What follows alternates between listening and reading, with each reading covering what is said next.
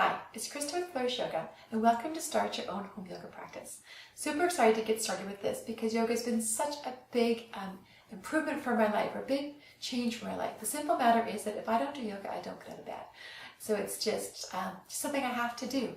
And I've seen huge gains for myself, both physically and how I can move my body, mentally and how focused and clear and just open and compassionate I can be, and actually and spiritually, just a good place to kind of work things out on your mat. So welcome to this practice, and I'm going to love sharing this with you and going further with this.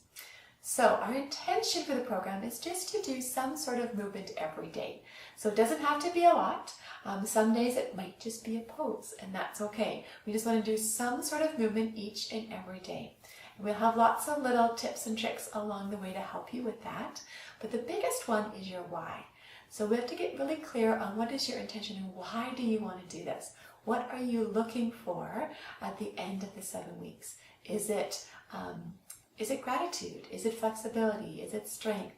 Is it clarity of mind? So just figure out which one of those things is kind of the big thing for you. So each time we set our intention on the mat, that's going to be present for you, and it'll just give you that little extra reason why to get there.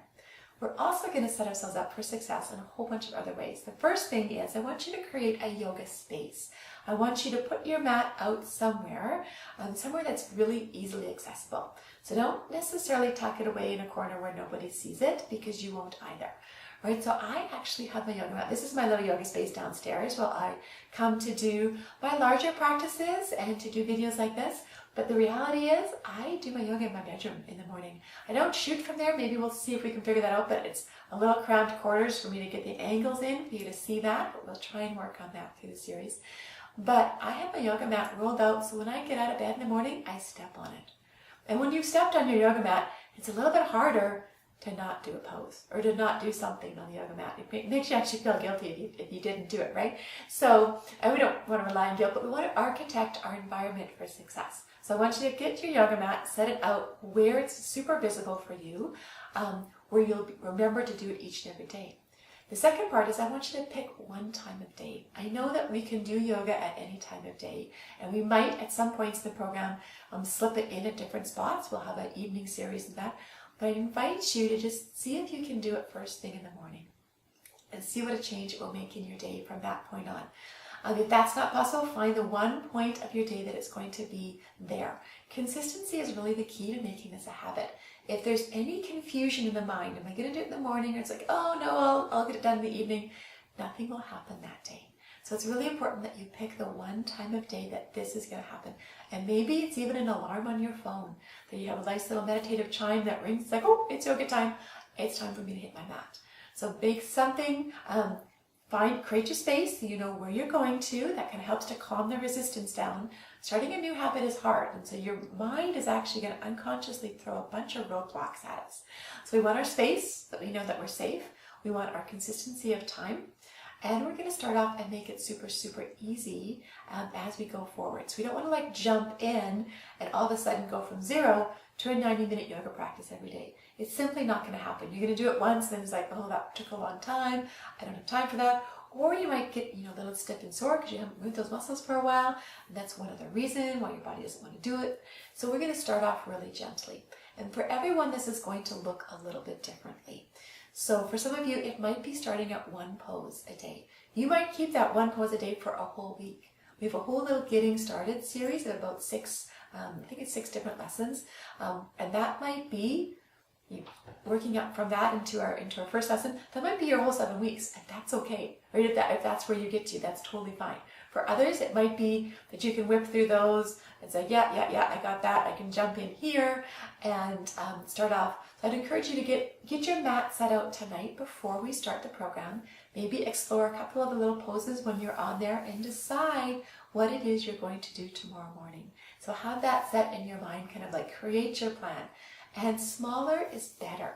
So don't feel bad if it's like, okay, I'm just going to do one pose for the next 3 days or a week or whatever that is. That is progress, right? If you can get comfortable, so comfortable doing that one pose you can do it without thinking about it, that's what we want to automate in. And then when you're comfortable with that, you're ready to step on to the next one and then go forward. And then as we progress through the program, just so you have the framework of what it will be, I will be sending out different, there's a course program with some of the videos in, and we're going to be adding them in as we go along. So you'll get different emails once a week to remind you of what's there and what you might be on your path. But you can always go through and look at the ones that are there and mix and match those for what you need.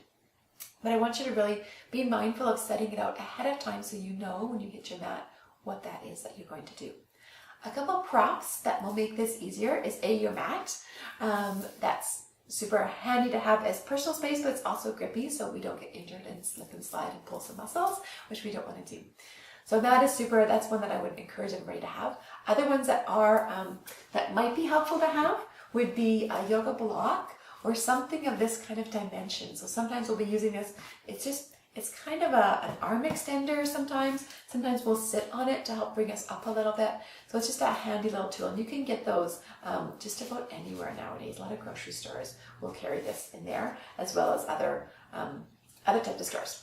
A strap is occasionally helpful. It can be a strap, it can be a belt, it can be a tie, it can be a towel. Just something, and again, this is an arm extender or a leg extender. So I don't want the resistance-y types of ones. We want to be able to like pull and it's firm where it is. So just some sort of strap or length of, that you can extend the lengths of your arms to reach your toes, or however that might be, is another good one. A blanket, a nice sturdy blanket. So these kind of Aztec-y Mexican blankets are super good because they're solid. The fluffy, any fluffy blanket is too compressive and it won't give us the support that we need. So even a big, large bath towel works really good. So that's another one that you might want to just put in your space so that you have it handy. So anytime that there's a question like, oh, I don't have that, it's going to click in your resistance that I don't need to do this today. So make sure you've got everything ready for you. And I'm also sitting on a little bolster here, so having a bolster or a little pillow, sometimes those pillows that you put on your couch or your bed can be handy as well to have handy, but not necessary. This is these ones here we'll be using more often. So a few things like that. The other one that we're going to add in, and this is totally optional, is a few essential oils. And I love my yoga and essential oils, and I find that the two of them together take me deeper than the one or the other will go on its own. So I will be adding in a few tips on essential oils as we go along. And again, that is totally optional if you have them handy to use. If you'd like to have some with you to do the practice, that it's intriguing for you, you can just send me an email and we can get some samples off to you to explore and test out through the program. All right, that's it for getting started. So go right now while your motivation is high, create your yoga space, and we will see you on the mat. Namaste.